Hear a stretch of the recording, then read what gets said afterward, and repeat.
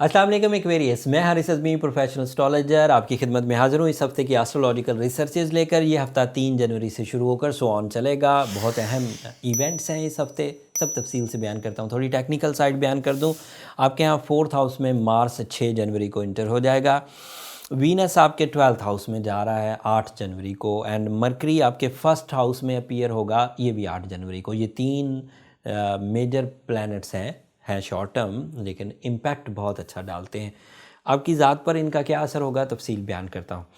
Long term planet Jupiter and Saturn आपके पहले घर में है, एंड उस घर में जब जनवरी की 8 तारीख को मरकरी भी इंटर होगा तो वो स्ट्रॉन्ग एक्वेरियन स्टूडेंट्स के लिए बहुत अच्छा होगा।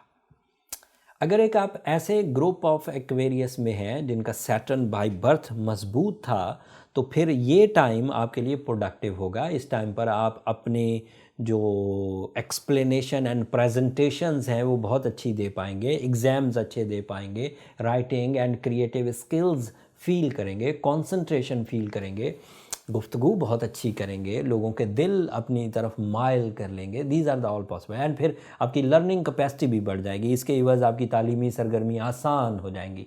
तालीमी सरगर्मियों के जो रिवॉर्ड्स हैं, जो समरात हैं, वो अच्छे मिलेंगे। फेस वैल्यू भी बढ़ेगी, शख्सियत में भी निखार आएगा, बहुत सारे डर भी ख़त्म हो जाएंगे, एंड लाइफ में डिसिप्लिन भी आएगा। ये तो मरकरी जुपिटर एंड सैटर्न के 1st हाउस में अपीयर होने से। एंड मरकरी जो है वो 8 जनवरी को इंटर होगा आपके 1st हाउस में, and that is his positive position. यहाँ से सो ऑन वो अब आगे 3-4 महीने पॉजिटिव रहेगा। वीनस आपके 12th हाउस में है। वीनस और सन दोनों ही 12th हाउस में है। इनफैक्ट सन अगर ना होता तो वीनस आपके लिए ट्रबल की वजह था, 12th हाउस में जाना आपके लिए नाराज़गियों की वजह बनता, आपकी मूड ख़राब रहता, आप ज़्यादा सोचते, ड्राई नेचर हो जाते। ड्राई नेचर मतलब जज्बात के से बगैर, रिश्तों की साइंस आपको समझ ना आती, लोगों के प्यार आपको समझ ना आते, मजहबी अटेंशंस डाउन होती। लेकिन सूरज के वहाँ होने से ये मामला बहुत हद तक हल हो जाएगा।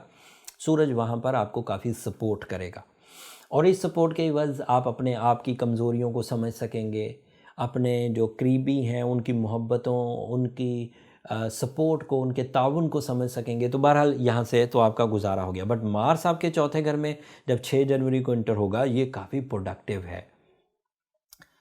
मार्स 6 जनवरी को जब 4th हाउस में इंटर होगा तो कंफर्ट ऑफ लाइफ की वजह बनेगा, इरादों की मजबूती की वजह बनेगा, फिज़िकल स्टैमिना इन्हेंस होगा। मार्स 4थे घर में ऐसे फ़ायदे देता है जिसकी वजह से स्टेटस ऑफ लाइफ अपग्रेड होता है। ऐसे फ़ायदे देता है जिससे आप टॉप 1 में आने लगते हैं, टॉप 3 में आने लगते हैं। ऐसे फ़ायदे देता है जिसकी वजह से फिज़िकल जो परफॉर्मेंसेज हैं वो सेटल डाउन होने लगती। इसका फ़ायदा कई तरह के एक्वेरियंस को होगा, खिलाड़ियों को, फेस वैल्यू रखने वाले लोगों को, जैसे कोई सेलिब्रिटीज़ हों उन्हें बहुत एडवांटेज होगा, हाउस वाइफ्स को इसका बहुत एडवांटेज है, स्टूडेंट्स को मरकरी का एडवांटेज है, बिजनेसमैन्स को इसका बहुत एडवांटेज होगा। अगर किसी बिजनेसमैन ने प्रॉपर्टी में invest business point of view से किया था कि वो उसे ख़रीद के रख के बाद में बेचेंगे, तो इस सीज़न में उन्हें मुनाफा होगा।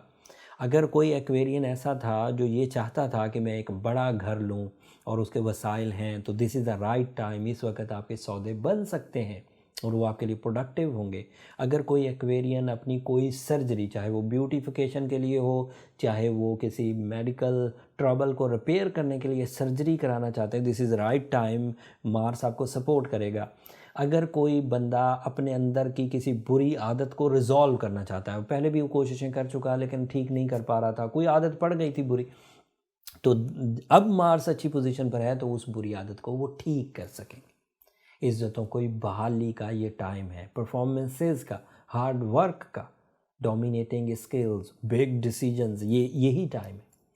अगर कोई एक्वेरियन इस वक्त बहुत ही उलझ गया है ड्यू टू साढ़ सत्ती, due to negative angle of Saturn, due to negative angle of Jupiter, तो उसे ब्लू सफ़ायर पहनना ही चाहिए। सह लेने में कोई बहादुरी नहीं है। ये उसी तरह है कि सर्दियां हों, बाहर -2 डिग्री चल रहा हो और कोई बंदा बग़ैर स्वेटर के, बग़ैर किसी गर्म कपड़े के जाके बाहर ठंड में खड़ा हो जाए और कहे मैं सह लूँगा, हो सकता है वो सह ले, बट ये बहादुरी तो नहीं है। पेन तो होगी, तकलीफ़ तो होगी और कोई ना कोई नुकसान भी हो सकता है। तो इससे अच्छा नहीं कि प्रिकॉशंस ले लिए जाएं। क्या ज़रूरत है एक ऐसे टाइम पर जो आपकी मुखालफत में है जाकर दीवारों में टक्करें मारी जाए।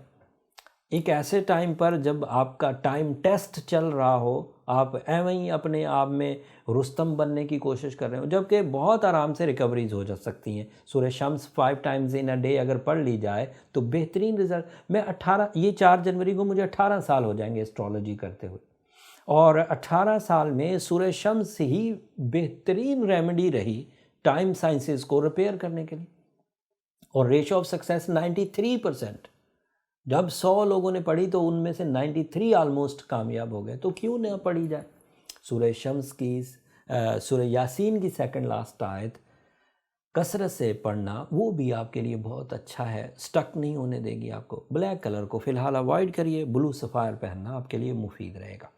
अगर ये सब कुछ आप ऑलरेडी कर चुके हैं और फिर भी ठीक नहीं हो रहे तो फिर अपनी पर्सनल डायग्नोसिस की तरफ चली जाइए। उससे ये अंदाज़ा हो जाएगा कि आपके इमोशंस कितने सेंसिटिव हैं, वो मून साइन से पता चलेगा। आपके इरादे कितने मजबूत हैं, वो सन साइन से पता चलेगा।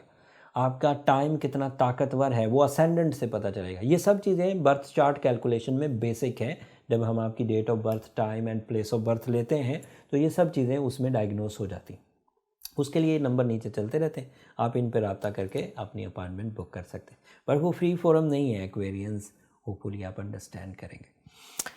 ये जो 3 इवेंट थे, मरकरी का आपके फर्स्ट हाउस में आना, वीनस का आपके 12th हाउस में जाना, एंड मार्स का आपके लिए पॉजिटिव एंगल पर आना 4th हाउस में, ये सब ऐसे टाइम बिहेवियर्स हैं जिन पर आपका ज़ोर नहीं है। हमें ही फितरत के कवानीन को समझकर उनके पैरेलल चलना है। मैं अपनी मर्ज़ी से दिन नहीं चढ़ा सकता, मैं अपनी मर्ज़ी से रात नहीं कर सकता।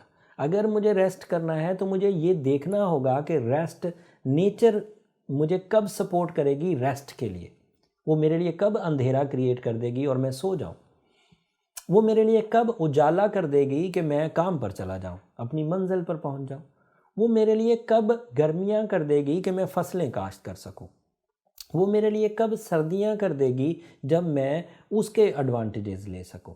मैं ये खुद अपनी मर्ज़ी से नहीं कर सकता, कोई इंसान नहीं कर सकता, कोई मुल्क नहीं कर सकता इकट्ठे हो जाएं और ये कहें कि चलो हम सब दिन कर लेते हैं। ऐसा नहीं हो सकेगा। हमें नेचर के कवानीन को समझकर उन सीजन्स को अपनी डेवलपमेंट के लिए यूज़ करना होगा। इसे विल ऑफ गॉड भी कहते हैं, एज़ यू नो।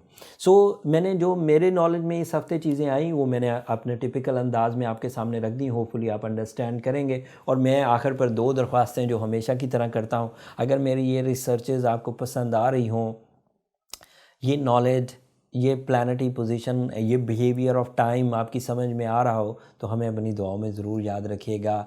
एक्वेरियंस, आपकी दुआएं न सिर्फ मेरे लिए इस दुनिया का बल्कि आखिरत का सबसे कीमती सरमाया है। चैनल को भी ज़रूर सब्सक्राइब कर लीजिएगा। आपकी सब्सक्रिप्शन हमारी हौसला अफजाई की वजह बनती है। अगले हफ्ते मज़ीद रिसर्चेस के साथ आपकी खिदमत में पेश होऊंगा। तब तक के लिए अल्लाह निगहबान।